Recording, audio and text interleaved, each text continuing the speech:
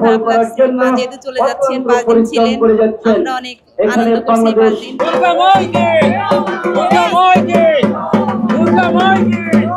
মা বিসর্জন খুব বেদনা ভারাক্রান্ত হৃদয় নিয়েই আমরা সবাই হাজির হয়েছি। বছর আসলে আমি বেশি একটা ঘুরতে পারি নাই, বাট এবার হচ্ছে বিসর্জনটাও দেখতে পেরেছি।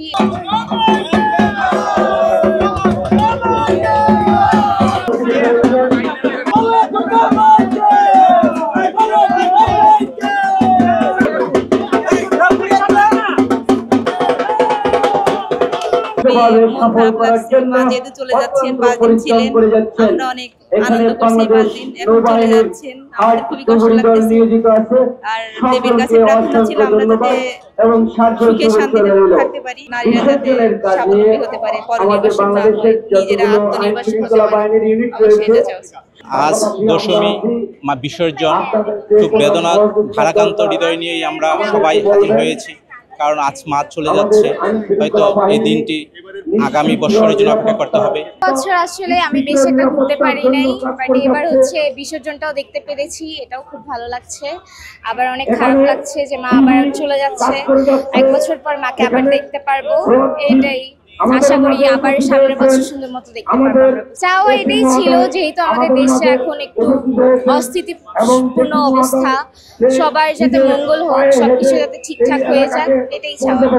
গত বছরের তুলনায় এবছর আমাদের পুজো অনেক ভালো কেটেছে। আইন শৃঙ্খলা বাহিনী আমাদেরকে পুরোপুরি নিরাপত্তা দিতে পেরেছে।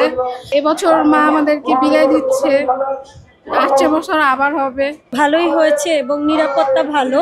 যেভাবে আমি এসছি অনেক আগে, ওনারা দেখলাম যে যেভাবে এখানে করলো, যে dog squad plus RAB, army, যে পুলিশ বাহিনী যারা আছে, আইন শৃঙ্খলা বাহিনী, প্রত্যেকেই যথেষ্ট সচেতন এবং নিরাপত্তা ভালোই আছে। ভালো লেগেছে সব কিছু মিলিয়ে। হিন্দু, মুসলিম, বৌদ্ধ, খ্রিস্টান সবার উৎসব আলাদা, কিন্তু আনন্দ আমার কাছে একই রকম। যেমন আমরা ঈদের মধ্যে ঘুরতে যাই, বেড়াতে যাই, আমাদের অনুষ্ঠানে মুসলিম, বৌদ্ধ, খ্রিস্টান সবাই সমানভাবে সহযোগিতা করে এবং আনন্দ করে। এই জিনিসটা আমার কাছে খুবই ভালো লাগে আসলে, যে আমরা ঈদের সময় আনন্দ করি, এরাও করে। গত বছরের থেকে এবছর যতদূর দেখতে পাচ্ছি, এবছর নিরাপত্তা অনেকটা বেশি পাচ্ছি। তাছাড়াও হচ্ছে আমরা ঘুরতে এসে অ্যাটলিস্ট অনেক ভালো মতো মজা করতে পারছি, সবাই অনেক ভালো মতো আমাদেরকে নিরাপত্তা দিচ্ছে।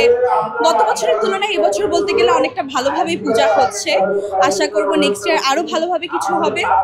আর যেটা চাওয়া, নেক্সট ইয়ার এসএসসি পরীক্ষার্থী যেহেতু, যেন মা আমাকে আশীর্বাদ করেন, ঠিকভাবে যেন সব কিছু সফলভাবে করতে পারি, এটাই চাওয়া আসলে।